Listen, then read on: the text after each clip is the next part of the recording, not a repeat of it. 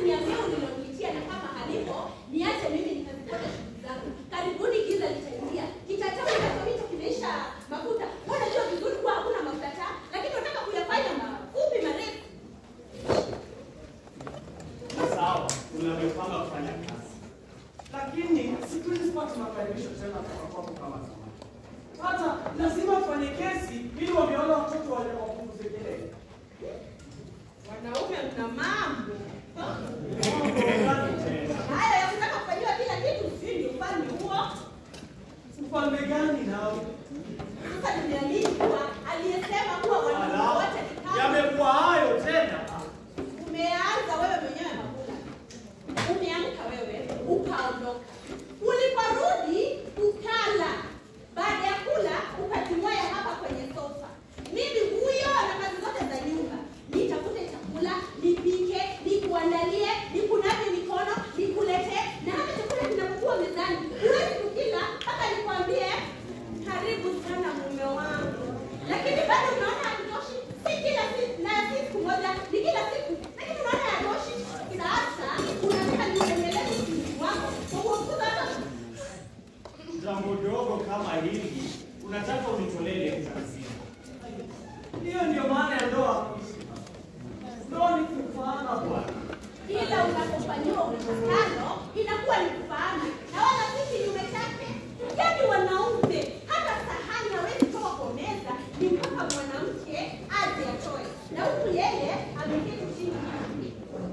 Mguu mmoja juu ya mwingine hivi. Ni kama ishara ya kusema mimi ndiye mume wa nyumba hii na huku wewe umeumia. Mimi sitaki kuyafikiria mambo madogo madogo kwa maana nataka wewe uyafanye. Mimi ninafikiria mambo makubwa makubwa kama vile kupiga maji na kurudi ukiwa hoi. Maji mwenzangu. Umehitimu fundi wa maji. Bado kidogo upate utobora wake. Si kweli? Hata kidogo. Haya basi nikipitishie. Simama. Ndio hivyo. Mlevi ningeweza kusimama kweli. Bakula. Una hakika na unayosema? Umejionea mwenyewe. Mlevi singeweza kusimama. Haya basi. Hebu simama kwa mtu mmoja. Simame nyuma ya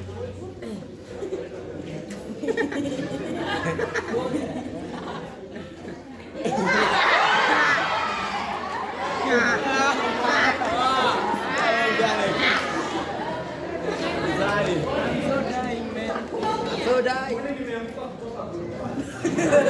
So too funny.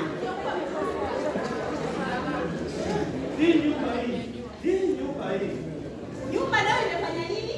Nyumba inaweza kumfanya mtu kupungua kwa kukosa leo. Nyumba yenyewe wasiwasi. Bila kibanda hiki ungeuficha uso wako wapi? Ungeufikiri uso wapi? Nakula. Unakuwa mwepesi wa kusahau hivyo. Sikiliza kuishi. It is just a matter of time. Na mimi nitakuwa where I belong. Unafikiri kuwa ni wapi ikiwa hata muhimu wa kupitia? Karibuni tutaona. Tatizo lako ni kwamba unachukulia kila kitu kama mchezo. Unafikiria kila kitu ni mzaha. Kweli gani? Unayashika ya kale ni kana kwamba ndio ya leo. Makula bana. Hata ukutu ukubali kufundishwa na upepo. Huo ukutu na nini? Kila wakati ni ukutu. Hata watoto wazoea kuimba ni ukuti. Kwani hakuna nyimbo nyingine za kuimba? Makula. Watoto huimba wimbo wa upendao. Kama wataka kuimba ukutu wa mnazi au mwingineo, basi wanaimba tu. Au unaona kuwa mimi ndiye ninayewaambia ni mgani wa taifa? Si neno, si lazima uambiwe kugani watoto. Lakini unawaelekeza tu. Kuelekeza vipi? Makula. Unafahamu mimi ni nani kwako? Sana swali gani hili? Mimi ni nani kwako kwa sababu ninaona umenifanya mimi kuwa ni prefect. Sijui ndio prefect wa watoto,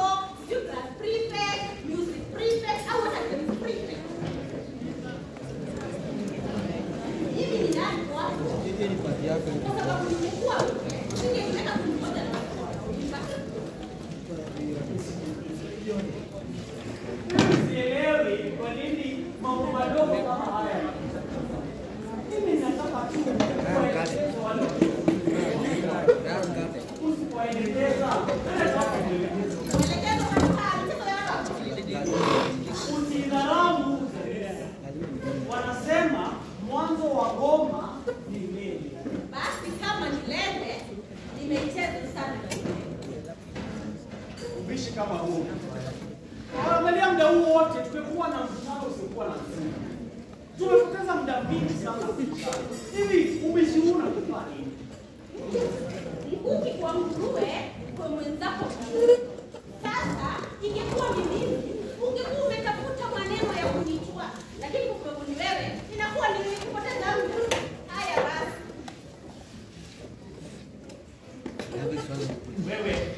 Wewe, mwanamke wewe.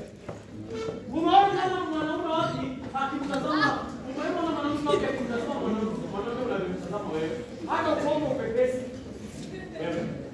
Wewe. Naona usana kuzea ndugu mbinguni. Nundu iko wapi? Iko wapi?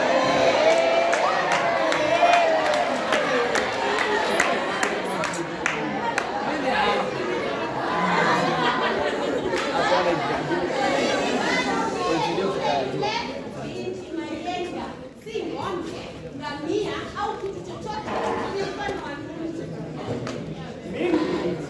Mimi nimekuita hapa ili uweze wameona watoto wacheze mbali au wanyamazi. Lakini wewe unauzua mjadala wa kisiasa. Huo mjadala na ukome. Lau sivyo wewe. Mabula, unaninyoshea kidole kimoja, lakini uone umeninyoshea vingapi? Kwa kura ya vidole, mimi nimeshinda. Hivyo unalonitafuta. Na utalipata wewe. Hakuna haja ya kunitishia kiasi hicho. Hayo ni ya kale, na ya kale yashapita. Yashapita. Umeyapitisha wewe. Umeyapitisha wewe. Wewe.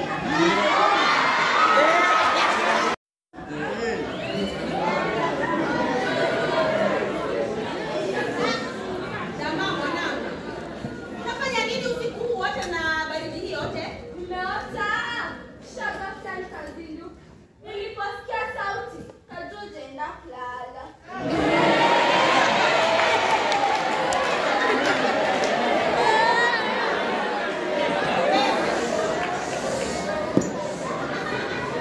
Mtoto wewe, unanishangaza kwa haya unayofanya. Kwa nini mama? Haufanyi vibaya, lakini unanishangaza sana. Ninafanya vibaya? La hasha. Haya sasa, nenda ukalange. Unajua kesho ni siku ya Ijumaa. Na sitaki uchelewe kwenda shule. Sawa? Kesho ni sikukuu. Tutasherehekea nyumbani. Kesho ni siku ya Ijumaa. Watu wataenda kusherehekea uwanjani. Watajaa huko sana. Tutakuwa nyumbani. Ninatamani kuona askari wakipiga kota na ndege zikipaa.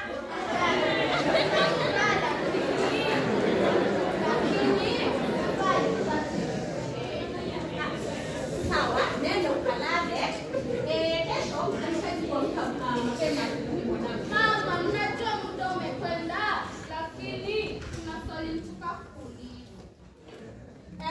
Uliza, niulize mwanangu, halafu uende ulale. Ni kuhusu baba. Babako hajarudi, ninamsubiri arudi. Lakini mama, Lakini nini mwanangu? mbona ikatokea vile?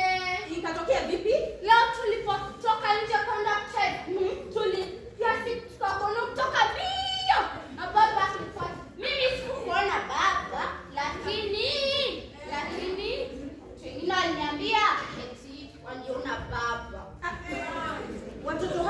Watoto wepi hao wanaokuambia mambo hayo? Kina Saisi Waliniambia aje? tuone tena wanafukana. Ala, basi lazima hao watoto wako na udaku sana. Lakini mama, Nini mwanangu? wanioni ukweli. Hapana mwanangu, huo si kweli. Mimi na babako hatuwezi kukuzana hivyo, labda tunapoenda mazoezini. Si unakumbuka tukiwa kule mtaa wa Majuu, tulikuwa tunatoka wakati mwingine na babako kwenda mazoezi? Lakini siku zile mlikuwa mnatoka mkiongea na sisi tukiona raha, lakini siku hizi unakuwa kwanza kutoka na baba anakufuata.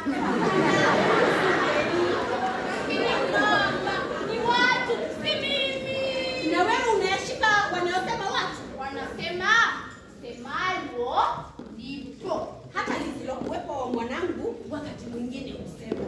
Sasa basi nenda ulale usiku wa manane ndio huu. Sasa nini mwanangu wewe? Baba atarudi. Babako atarudi, mimi ninamsubiri hapo. Na siku hizi simuoni na gari. Babako ati wanasema nini? Wanasema eti baba alishindwa kamtalo baada ya kufutwa kazi. Nani walikuambia hivyo? Sheila. Walikuwa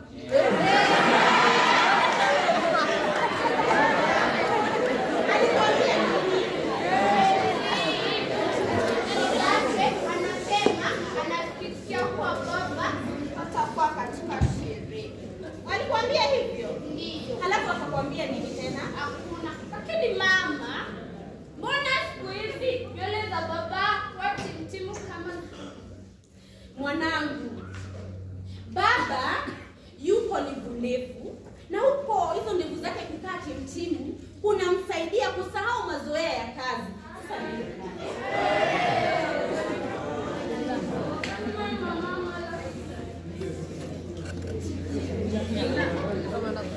huyu mtoto naye vijineno havimuishi mdomoni tena, vijineno vya kumtia mtu baridi.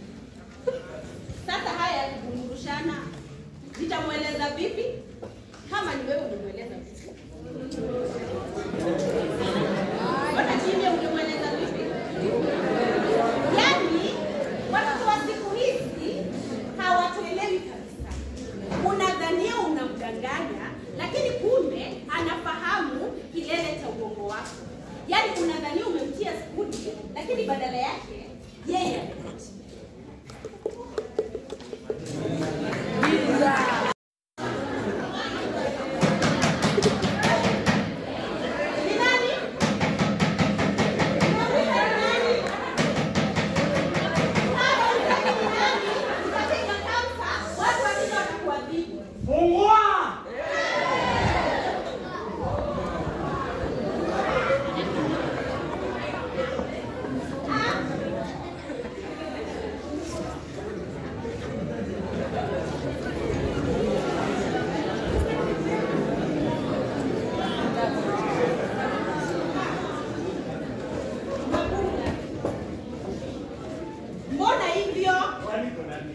Umenishtua. Ni wewe uliyesema siwezi kushtua. Sasa ona, jambo dogo kama hili limekutoa kama sijepanga. Umenishtua sana wewe. Nataka tu fahamu kuwa bado ninaweza kukuchukua. Otherwise, kikao cha wazee kimekwenda vizuri. Kila wakati unaporudi usiku kama huu, unakuja na habari za kikao cha wazee. Wanasema wahenga, palipo wazee hapaharibiki neno. Lakini sicheni, muda unapotezwa bure. Ona sasa. Hata sijafika nikatulia. Maswali kutoka kwako moja baada ya nyingine. Kumbuka ndio nifanya nitoke hapa asubuhi. Nimekwenda kwa wenzangu ili angalau niweze kujipumbaza, lakini wapi umeniandama kama kiburi. Mimi ninauliza, natija ya kikao hicho chenu kwetu ni nini? Kama ni chakula ni shida, kupata maji ya kunywa ni adha, halafu pesa zinakwenda huko vilabuni. Sasa kinywaji cha kununuliwa nacho kuna nini? Sasa unataka mtu badala anunulie kinywaji anipe pesa nilete ninunue unga ama chakula? Kwani wewe utakuwa unanunuliwa kila siku? Maneno nishi. Maneno! Watu wanayatafuta maneno yanayosemwa kwa ufundi fulani. Wanataka taarifa, na mimi kazi yangu ni kusema. Atakayefurahishwa atanunua pombe. Na wewe unakubali mabunda? Yakatae vipi? Na inanipa pumbawa ya kujibu maswali yangu magumu. Mimi nina maswali magumu. Wewe na hao watoto uliowafunza. Mimi nimefunza watoto kukuuliza maswali magumu. Nani mwingine bingwa wa kunimaliza? Fikra mbovu hizo. Nishi. Fikra haini mbovu, tendo ndilo bovu. Tendo? Mke wangu. Unajua, sisi zote, kila mtu ana uwezo wa kuwa na fikra mbovu, lakini maovu tuyaonayo ni ya wale watendao. Unasikia Mishi? Unasikia? Ni hoja kama hizi ambazo kufanya watu kutoa vinywaji mifukoni bila kutaka kwao. Hata si vinywaji vya si vileo vya maana. Hivi visache vilivyohalalishwa na waheshimiwa wabunge kwetu sisi kina Yanga. Mishi. Abe. Wametumiza wapi? Umeumia wapi?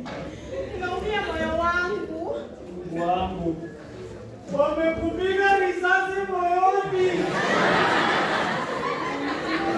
Hapana. Wamenirushia mkuki. Mkuki? Sasa ni washenzi wagani wanawarushia wanawake mikuki? Wajue kuwa sisi si waoga. Hatutishwi na hivyo mikuki vyao. Hitu watu watarusha. Nani aliyekufuma na mkuki moyoni? Ni wewe Mabula. Anafikiria ati mimi nimemrushia mkuki. Haki ya Mungu, mimi sijawahi hata kukaribia mkuki kuushika mkononi mwangu. Nilijua tu watarusha, lakini sikutaka kuambia upendo wangu kwa vile sikutaka wawe na kiwewe. Mishi. Abe. Kumbe wewe ni shujaa, ufi kwa mkuki. Mishi. Unacheka huku unakufa. Ninakufa huku ninacheka. Na ni wewe umeniumiza Mabula. Umeniumiza kwa maneno yako. Sijui ni hotuba ama ni mazungumzo, lakini umeniumiza sana. Bwana. Sikiliza Mishi. Hii ni njozi ya jana tu. Kumbukumbu zilizopita. Na basi yaishi. Wacha ishi hapo. Haya basi, wacha yaishi. Mishi. Mishi. Mishi. Mishi. Mishi.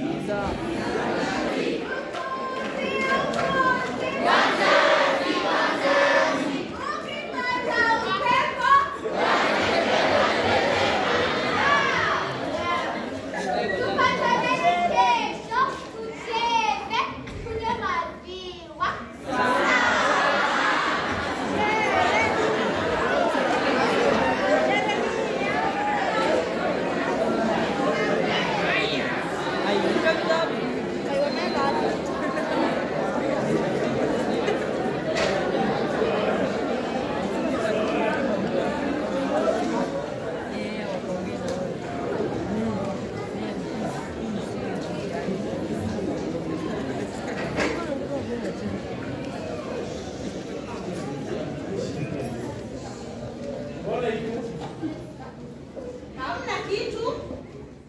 Nakushangaa tu. Kumbe hii suti iliyokuwa inakuchukua hivi. Siku hizi inakukoya tu. Haidhuru. Walivyokufanya, Mungu atatufikishia. Si neno ilishafanyika.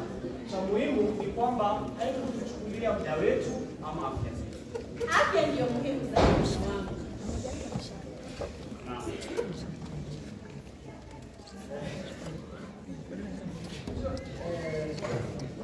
Basi mimi naondoka.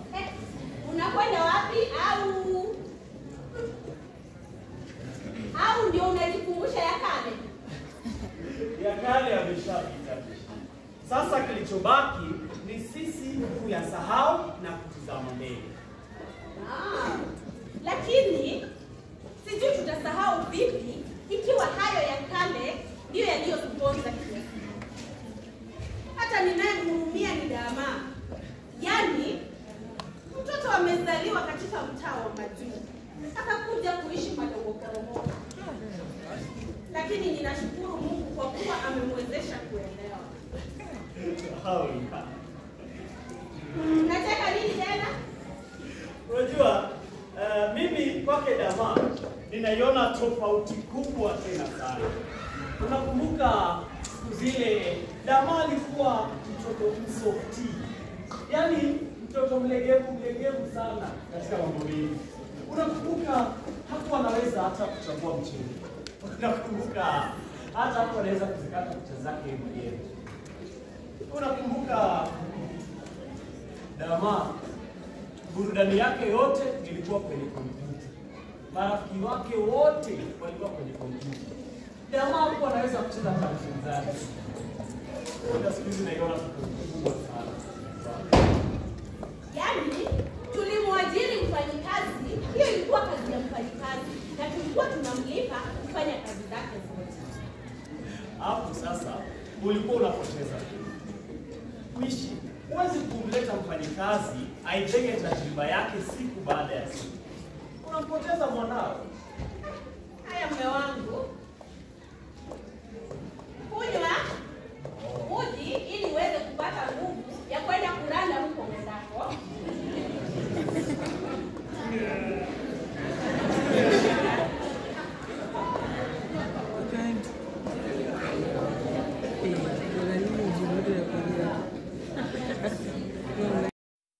Ingekuwa rahisi. Hapana, babako hawezi kuja kufanya kazi kama ile wewe. Kwa nini mama? Baba huamka asubuhi na kwenda kazini. Wapi? Sijui ni wapi hasa, lakini nilikuwa mjini. Baba mpata kazi nyingine? Silijui hilo. Ninalolijua ni kwamba baba huamka asubuhi na kwenda kazini mwanangu. Ninatumai sasa tutafukuzwa shuleni kwa sababu ya ada ya shule. Tutajitahidi. Kufikia sasa mwanangu, maisha ya shule yako ndio unayonaje? Mwanzoni sikuyapenda. Marafiki zangu tulikuwa tumezoeana nao tangu utotoni kwenye shule ingine. Wanasema mazoea yana taabu eti. Kweli mama, lakini sasa tumezoea Ulikuwa umependana sana. sana mama. Ulikuwa umezoeana kama sahani na kawa. Ndiyo mama. Sasa je? Mwanzoni ilikuwa ngumu. Marafiki zangu walikuwa wanacheka Kiswahili changu bovu. Niko na Kiswahili mbaya? Na wanacheka.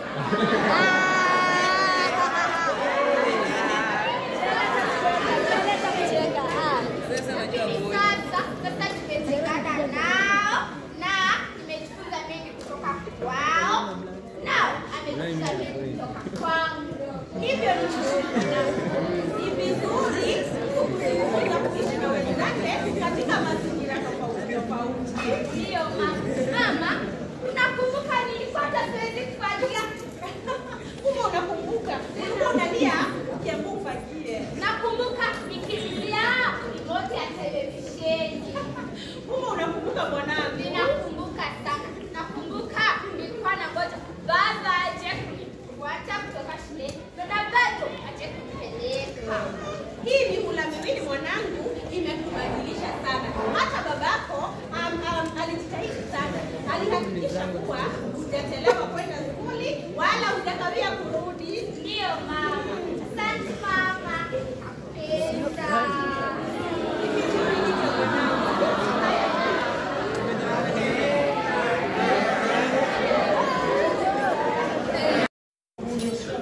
Siwezi kwenda Temba. Niambie kosa langu lilikuwa nini? Kuwatetea watu wetu ni kosa. Temba. Hukufanya kosa ndugu yangu, lakini tatizo ni kwamba wenye nguvu wanaogopa kuandikwa hadharani, hawataki kuimwaga unga yao. Ni heri hata singesema. Wakubwa wangu hawakuzungumza nilipofurushwa kazini. Badala ya kutuzwa, nilibaki nimehangaishwa. Temba. Wapinzani wanasherehekea tu kuanguka kwangu. Magula, kama wanasherekea basi ni kwa muda tu. Mkurugenzi mkuu na naibu yake wameachishwa kazi. Walielekea wengi wamegundua kwamba dosari ilifanyika mahali. Ona mambo yakabadilika. Kama zimewafikia, ninashukuru. Lakini zimewafikia vizuri. Heshima yangu yote umekwenda. Utu wangu wote umepotea. Nimekata tamaa. Naelewa hali yako, lakini unapaswa uelewe kwamba sharti mambo kunyooka, unapaswa wakecheche wajitoe mlango. Wewe una bahati kwamba uko miongoni wa shujaa wakubwa wanaohitajika na nchi. Shujaa. Kuendelea. Shujaa. Shujaa siweza kukidhi mahitaji yake ya kimsingi. Tena. Hata nimebaki ninajihisi mkosa kwa wapendwa wangu.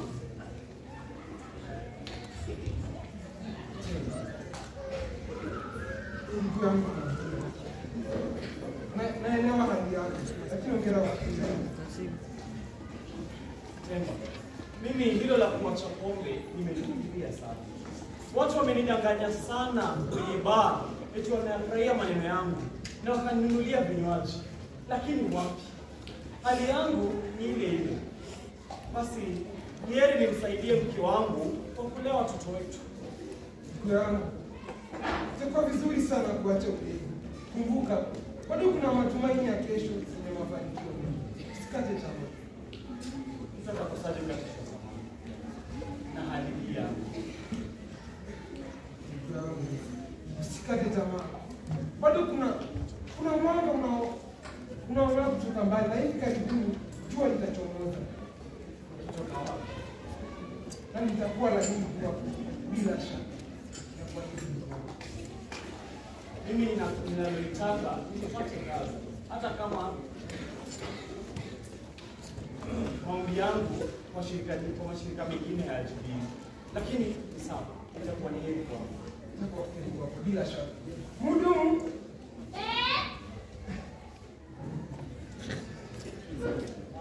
Leta kopo la chai.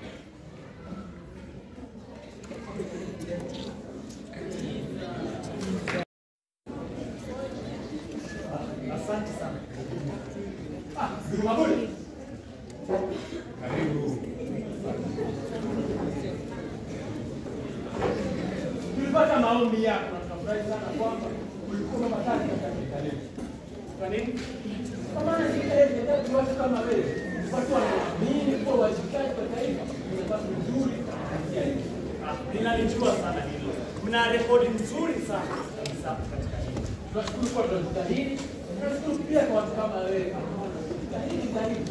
Kwa kuamini na kudhamini wajibikaji kama ngoni. Nafasi tunazopewa ni dhamana walizotupa wananchi na tunapaswa kuzilinda nafasi hizo. Tatizo la watu wengi ni kwamba wanafikiria nafasi hizo walizopatiwa ni fursa nzuri ya kujilimbikizia mali na kujipiga kifua. Sadaka, hata tuli katika elimu yetu. Elimu yetu inafaa kuwajenga vijana wenye mtazamo mzuri kuishi mali. Ile vijana ambao sasa ni kujimbikizia mali na kujielimisha. Ni kweli ninavyosema, lakini baadhi ya watu wetu fikra zao ni potofu. Wanahitaji elimu, wanahitaji kufunzwa mara kwa mara. Wanasahau kuwa elimu na maendeleo sio tu kwa majengo makubwa ama elimu kubwa au fedha nyingi. Maendeleo pia ni kuwa na fikra nzuri na vijana ambao wana mafikra ya kweli. Ajabu ni kwamba wengi wa maafisa wetu wa serikalini kumaliza masomo yao chuo. Yaani mtu baada ya chuo kikuu hamna kinachoendelea. Kwa bahati nzuri katika ile shirika letu tunawapita mpaka wafanyakazi wetu. Tunawafanyia kazi industry. Na pia nadhani pia tutapata kuona zile policy fupi ambazo zitawasaidia kuhakikisha wamefika kazi safi katika shirika lote wanalokuwa. Naam. Ndugu Mabula, ni furaha ya kukuarifu kuwa kamati ya uajiri kazi iliamua kwa kauli moja kukupa wewe kazi. Asante. Asante sana. Asante sana. Asante. Ninashukuru sana. Karibu ndugu Mabula. Shirika linahitaji watu kama wewe, tunategemea katiba yako kuendeleza upanuzi na maendeleo ya nchi. Nami ninafurahi sana kujiunga nanyi na nitatekeleza wajibu wangu kwa moyo wangu wote. Asante sana. Mabula, sasa nakupa wiki moja uende ujiandae, kazi tutaanza kuipiga kuanzia wiki ijayo.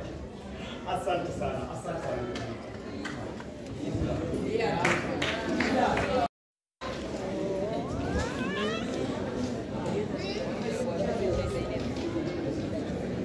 Nimekuacha.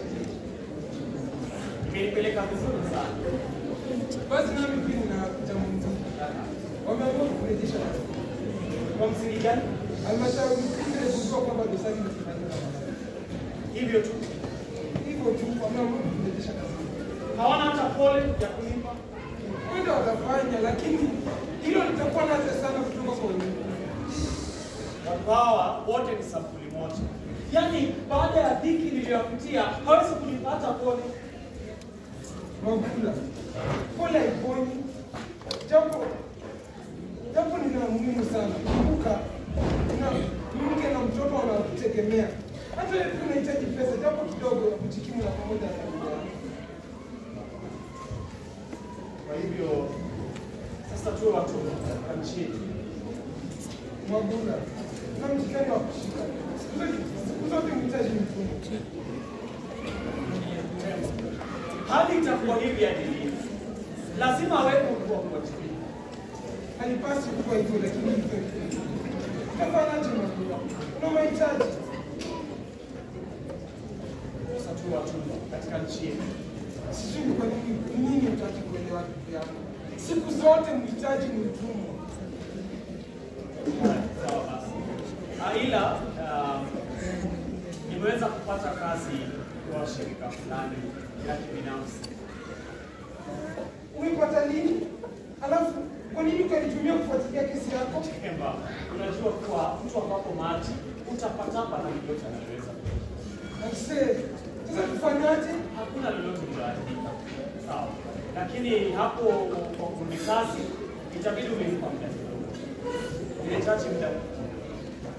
Mabula, kumbuka kuwa ushatumia barua rasmi na usiporudi kazini utakosa mshahara wote wa muda huu wote uliokosa kazi. Kazi kwako sasa. Sawa. Sawa, kazi kwako. Nahitaji kuwasili kazi. Kazi kwako. Sawa. Asante sana, asante sana. Mhudumu.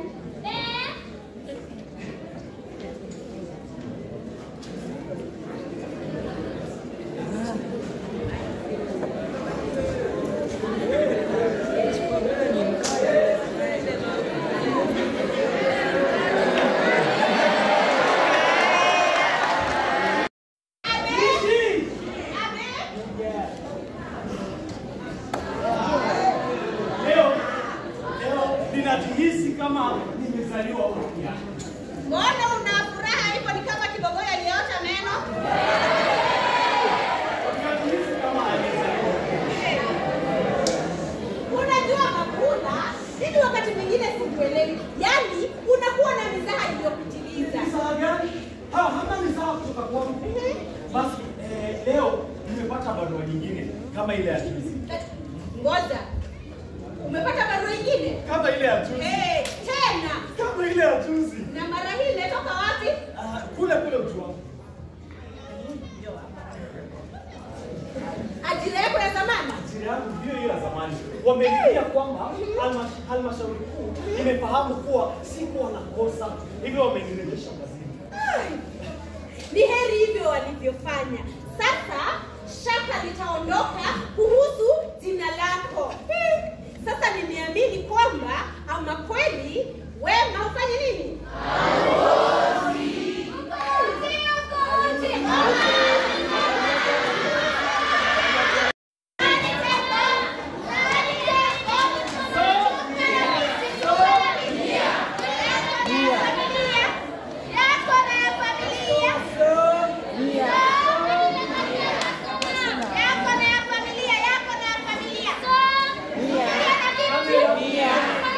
Yeah.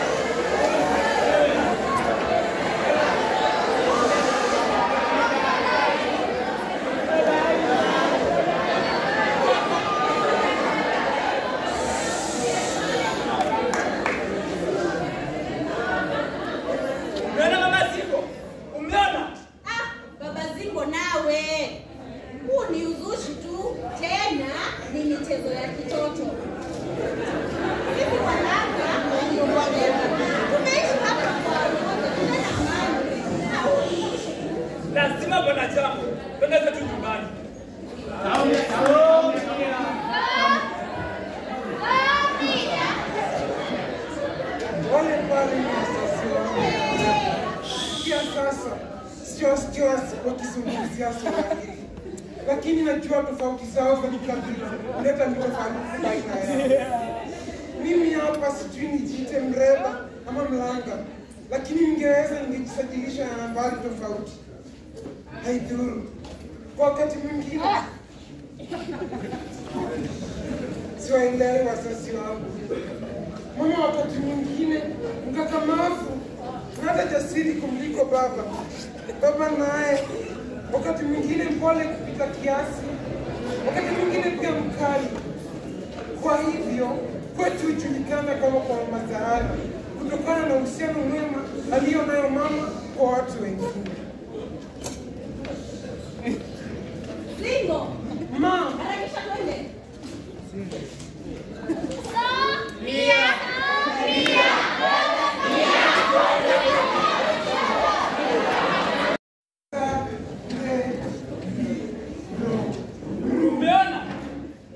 Umeona tena? Nilikwambia kakataa kusikia. Mnajipenda sana nyinyi. Sasa kwa Ringo.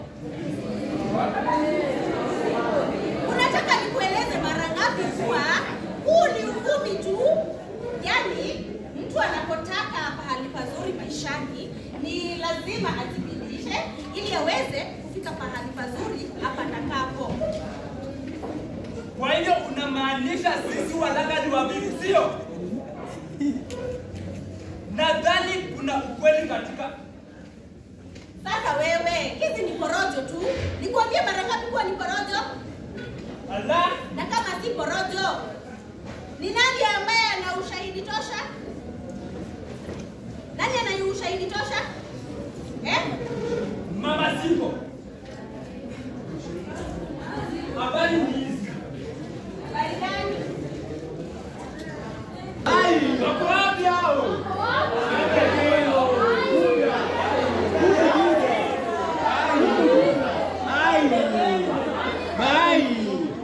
Sasa wasa wataingilia hapa, ndio. Na kuambia hasa tutawafinya hao. Tutafinya hawa leba. Maliza hawa leba. Wako wapi? Wako wapi?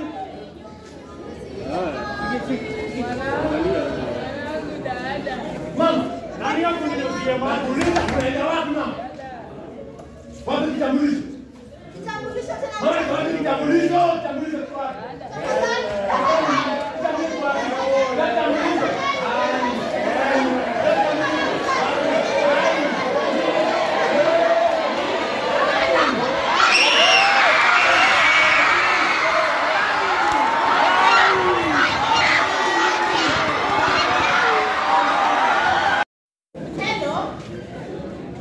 Ati walimfanyia nini?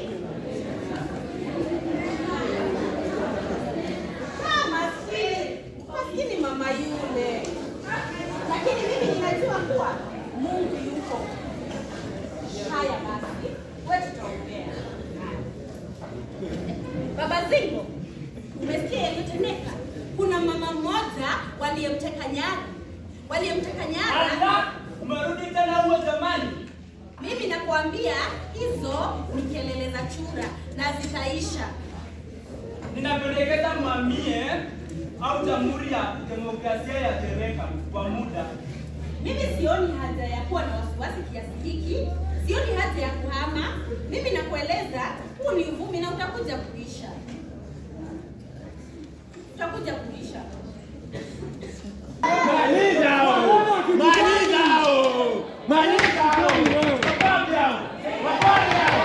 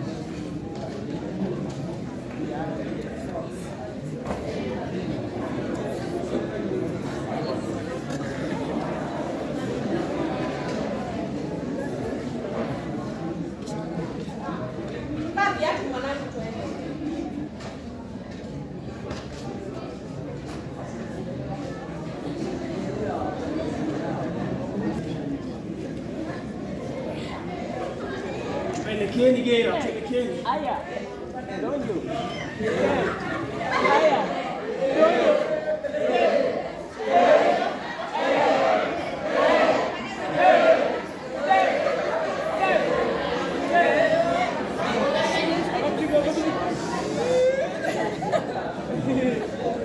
Unaenda wapi? Tunaelekea Gera, tunaelekea Gera. Huko tutasaidika. Sawa. Haya basi. Haya, tuelekeni.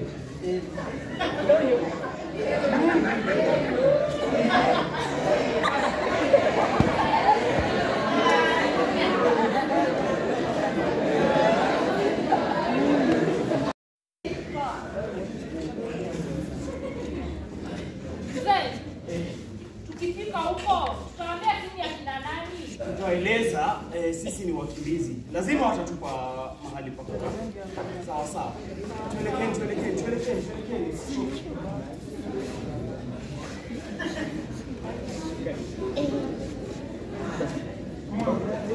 Kwa nini mzee Msambaza unikane umetoka kama Kwa sababu yeye ni mkakamavu. tuzaa biki zaidi? Hata nateza safari kweli. Mwanangu, yule Bibi Zulu mkakamavu tena sana. Atafika. Tuendelee.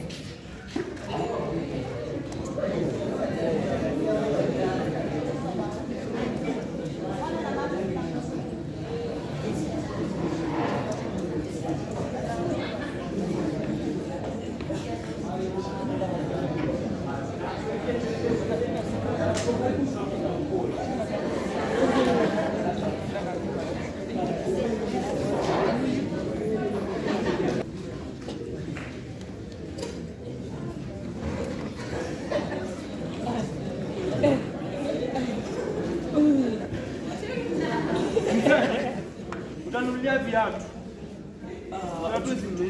Wacha kwanza tupate usalama, kisha tutafikiria mambo ya viatu. Sawa sawa. Lakini hii safari imekuwa ndefu jamani, hatufiki. Tunafika. Mwanangu hapa amechoka sana. Usichoke. Haya, sawa. Wacha tuendelee na safari. Tulikotoka ni kubaya sana. Sawa. Haya, tuelekee. Najua kuna kijiji hapa karibu. Nitaenda nizungumze nao, alafu kisha niwaitishe makazi. Umeumia mguu mzee? Mimi nimeumia. Haya, tuendelee. Kunapaswa kuwa na kijiji mahali. Sijui kama labda pia kimeathiriwa na vurugu. Uende kaya. Sasa kimeathiriwa na vurugu labda. Kwa sababu nakumbuka kuna rafiki yangu fulani alikuwa yoishi. Acha wacha nenda nizungumze naye, maana ni rafiki yangu kutoka zamani. Harakisha.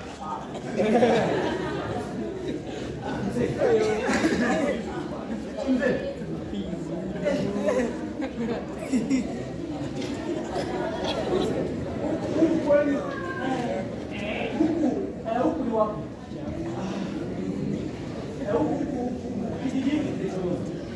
Huku ni Gera. Huku ni Gera. Sawa mzee. Nakuulize, kwani nyinyi hamjaathirika na hivi vurugu? Wapi? Sisi tuna amani. Tunaishi kwa kweli na uzalendo. Mzee, ningependa tu utupe makao. Hata angalau siku moja ama mbili. Tumechoka. Watoto wanalia wameumia. Sawa, lakini kwa muda siku mbili tu ama moja tu. Sawa. Tunajua pia tunajaa. Sawa, lakini mngekula jana. Waambie waje.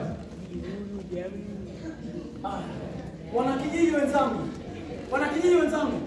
Njoni. Angalau tutakaa hapa hata kwa siku mbili tu.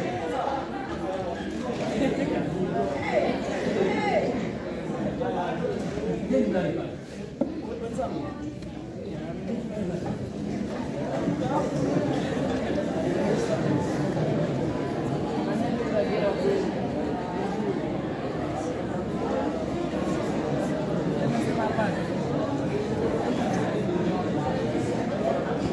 Angalau hapa tumepata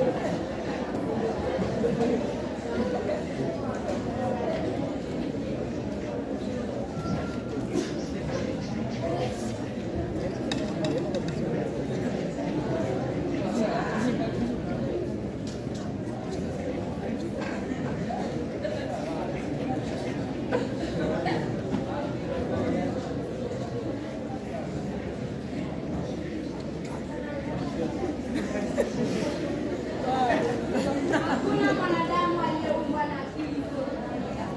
Labda awe na hitilafu ya ubongo.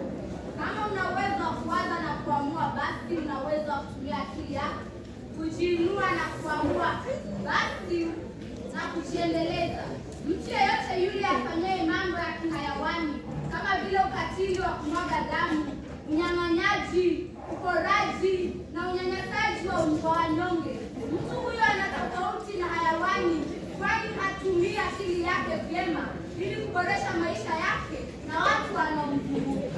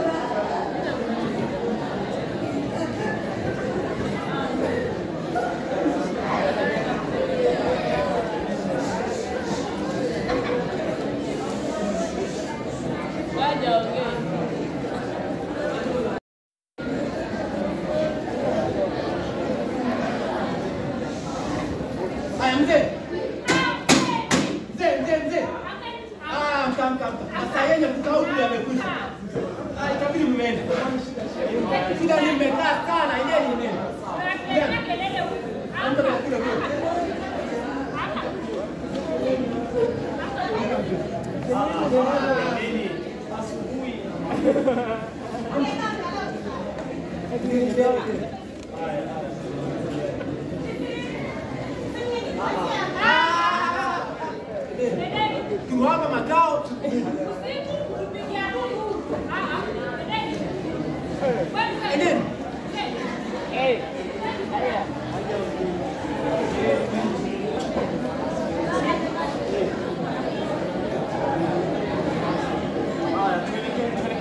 Tuko karibu tunafika Gera. Haya. Mzee nakwambia usiku nimekulwa na hizo kunguni. Na kwani watu wengine walienda wapi? Watu wengine walienda wapi?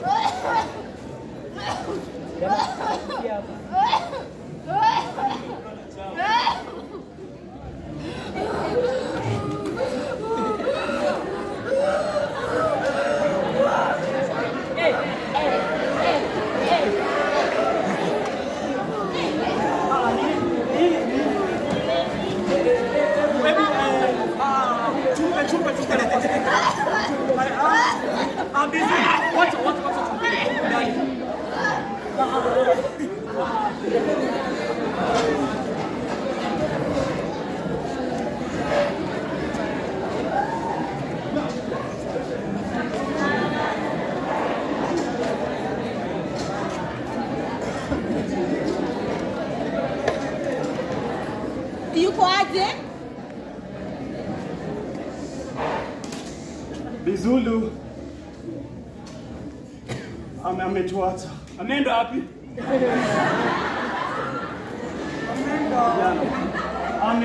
Amefariki.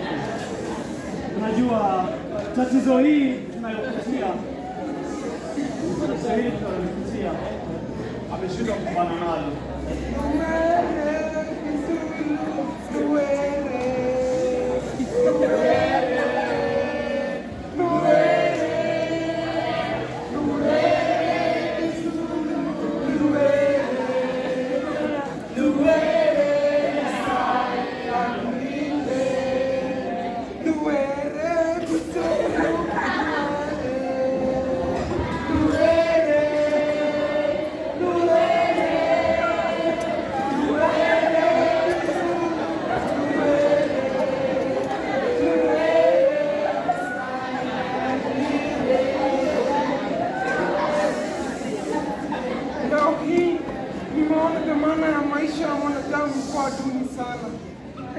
Kifo cha Bizulu kimenidunga kama mwiba mkali kifuani. Yaani maisha yanaweza yakaisha namna hii. Tena maskini Bizulu hakuzikwa kaburini, alitupwa kichakani. Hata maisha yake hayakuwa na dhamana sana. Mama, kwa binadamu si sawa. Binadamu si sawa. Ala, kwa nini? Kwa sababu hata misimu si sawa. Ala, Kaze mwendo.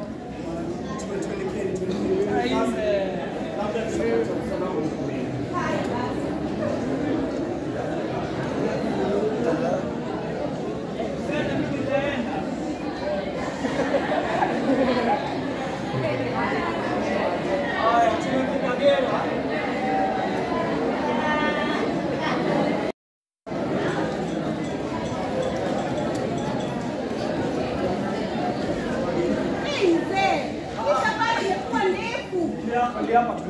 Tumefika.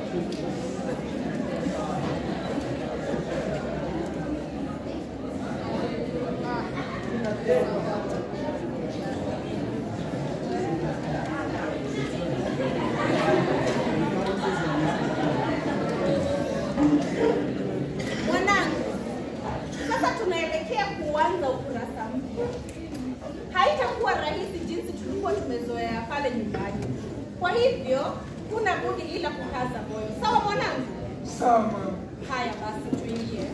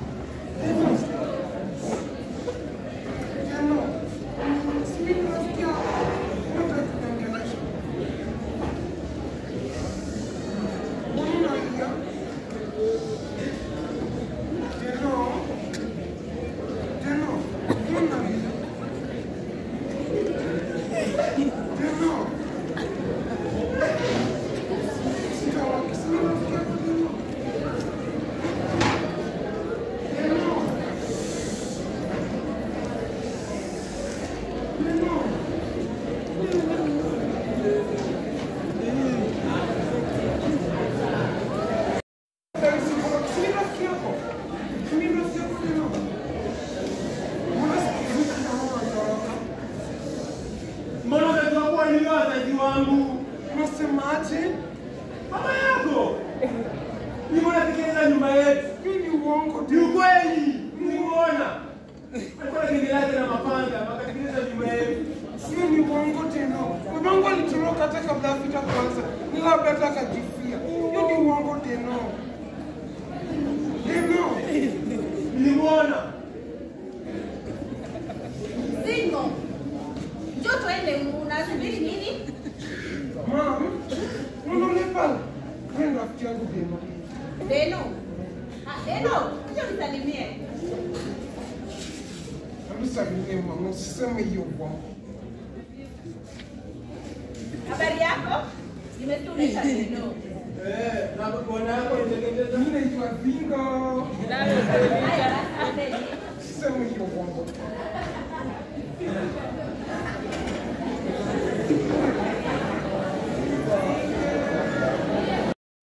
Kuchangia nyumba ili kuishi kwa muda. Mimi na rafiki yangu Deno ambaye kwa sasa tulikuwa tukiishi naye kumsaidia katika ujenzi wa nyumba huu. Mama yangu naye akaanza kuzidiwa na ugonjwa na ukamlaza kwa kiasi ambacho alishindwa kufanya hata kazi za nyumbani. Kwa hivyo mimi na rafiki yangu Deno tukalazimika kufanya kazi hizo zote. Deno naye hakutaka kujiunga na shule yote hata baada ya ushauri kutoka kwa mzee Msambali, lakini alibaki nyumbani na akawa anamsaidia mama. Alimsaidia mama, mama naye akawa anampenda na akampenda kama mmoja wa watoto wake.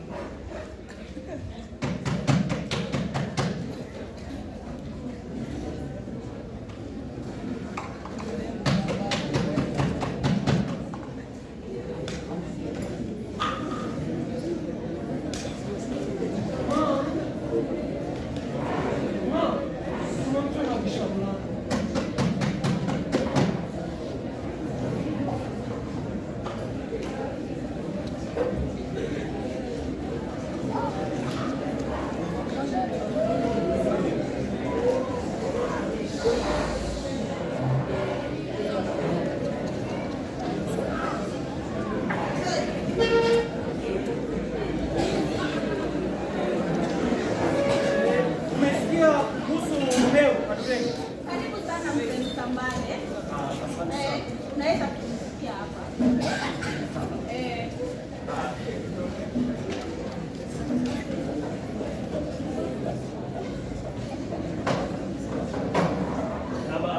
Habari yako Zingo? Mama Zingo, umesikia habari za mumeo? La hasha, sijasikia habari zozote.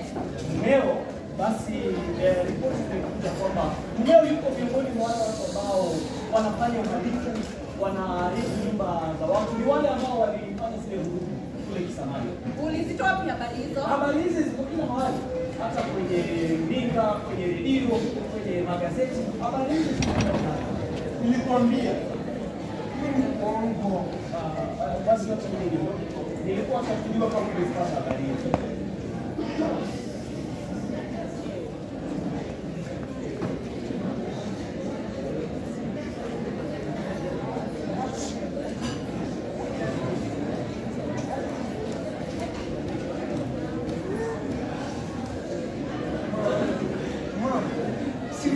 Unajua ni uongo.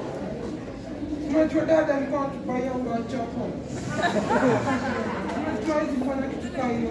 Alikuwa akibaya chapo. Na hiki ningalijua kitambo.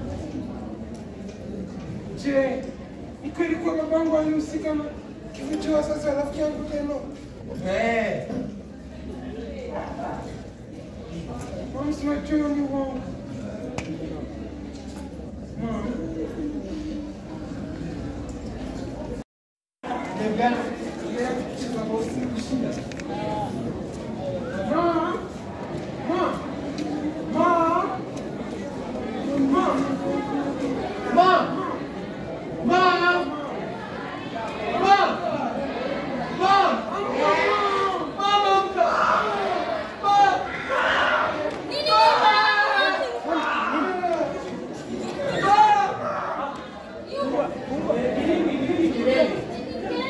Kelele za nini? Mama!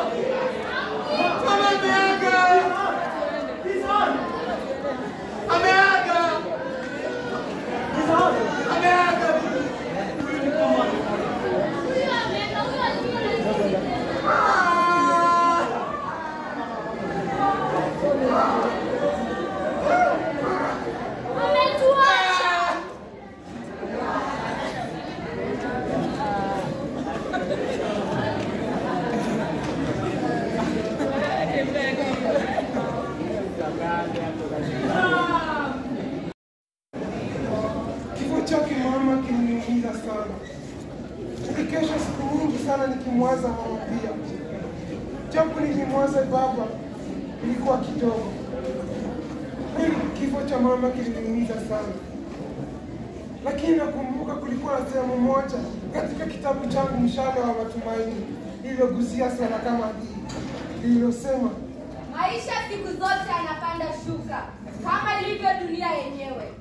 Dunia ina milima na mabonde, huzuni na furaha, vilio na vicheko, kusherekea na kuomboleza. Mambo haya ni sehemu ya maisha ya kila mwanadamu. Hapana mtu yoyote ambaye atawahi kuyaepuka.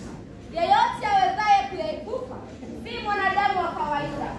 Ili kulielewa dunia vilivyo, lazima uipitie changamoto zote za maisha, kama vile kufiwa na wapendao, kukataliwa na marafiki wachana na pete unaowathamini, kukimbiwa na kudharauliwa. Hivyo ndivyo maisha yalivyo. Kubwa zaidi ni kujielewa na kujidhamini katika hali yoyote uipatayo.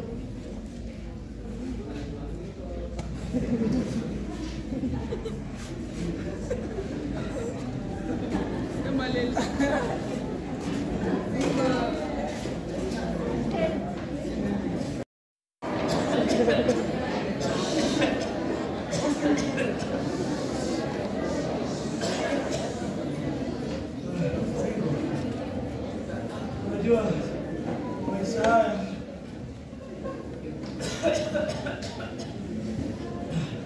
tunakwenda tu, sio? Ni sawa na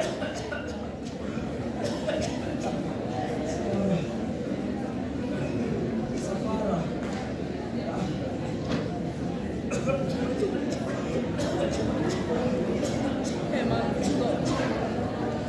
vita vina hasara kubwa sana jamii.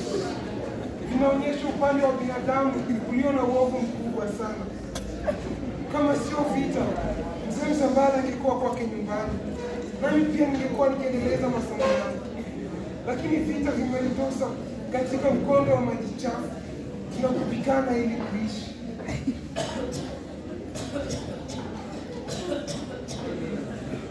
Hivi leo tunaarifiwa kwamba tunafaa kuhamia kutoka Mlima Gera, eti tunataka kulipuka kwa mara nyingine tena, baada ya kufanya hivyo miaka 10 iliyopita. Huku mimi sitoki huku. Lakini habari njema ilitokea kusema kwamba hizo habari za kulipuka kwa Mlima Gera ni tetesi tu. Kweli Mungu asahau mja wake.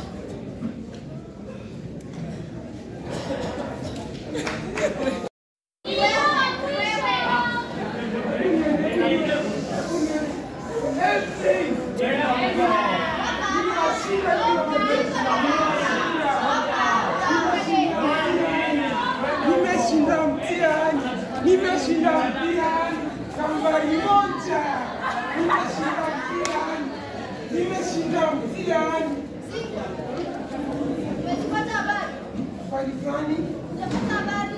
Kuhusu Jamani Zingo, rafiki yako Mzee Msambale ashatuacha. wameenda? Mzee Msambale amepiga dunia tena. Amepiga dunia tena. Mzee Msambale! Mzee Msambale!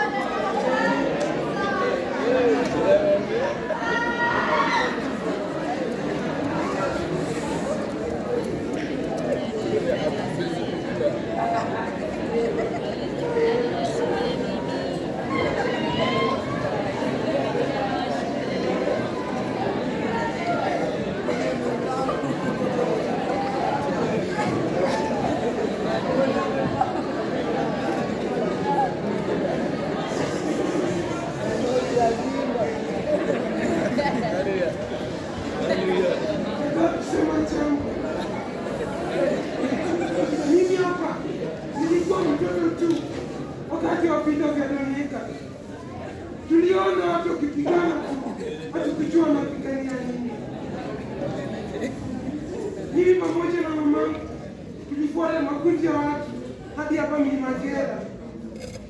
Ningependa kuambia nyinyi watu wazima, mnapopigana msituhusishe sisi watoto tusiojua mnapigania nini.